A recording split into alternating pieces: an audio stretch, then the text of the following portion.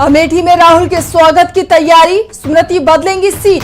राहुल गांधी अमेठी से लड़ेंगे चुनाव, अब ऐलान बाकी। अमेठी में राहुल गांधी के लिए कांग्रेस का गेस्ट हाउस हुआ तैयार। केंद्रीय मंत्री स्मृति ईरानी की बेचैनी अचानक बढ़ गई है। जैसे ही उनके पास खबर पहुंची कि कांग्रेस की तरफ से राहुल गांधी अमेठी से चुनाव लड़ रहे हैं, वैसे ही स्मृति के साथ अमेठी में पूरी बीजेपी चिंता में दिखाई देने लगी है। दरअसल बीजेपी की इंटरनल रिपोर्ट में बताया गया कि अगर राहुल गांधी अमेठी से चुनाव लड़ते हैं तो फिर बीजेपी के लिए ये सीट बहुत ही ज्यादा मुश्किल भरी हो जाएगी।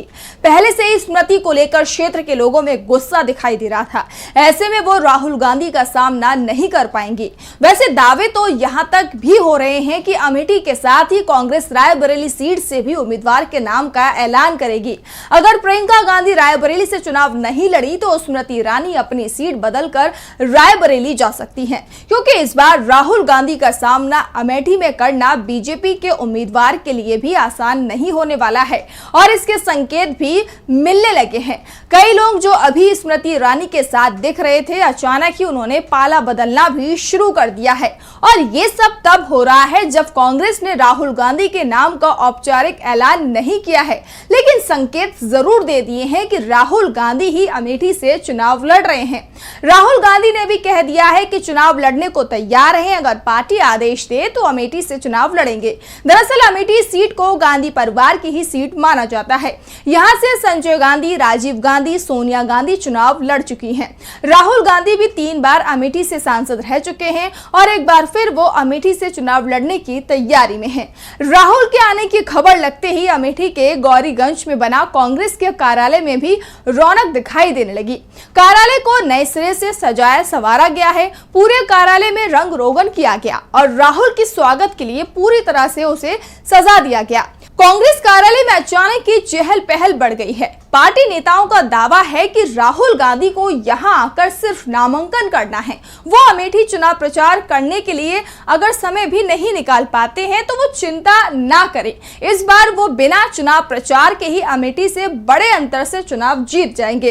पार्टी नेताओं का दावा है कि राहुल गांधी के नाम का ऐलान होने के बाद स्मृति ईरानी जरूर यहां से भाग खड़ी हो सकती है, क्योंकि उन्हें भी इस बार एहसास हो रहा है कि वो राहुल गांधी का सामना नहीं कर पाएंगे।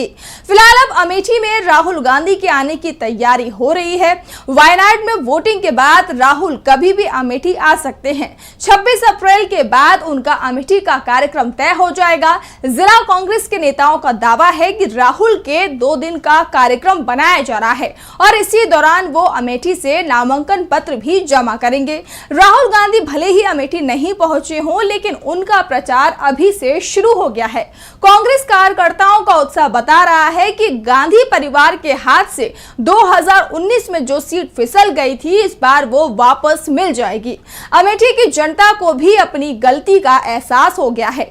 5 साल के कार्यकाल में स्मृति ईरानी ने ना तो अमेठी को समय दिया और ना ही कोई विकास के काम करवा सकी, जबकि वो केंद्र में थी। जबकि राहुल गांधी ने सिर्फ सांसद रहते हुए अमेठी के लिए कई प्रोजेक्ट शुरू करवाए थे।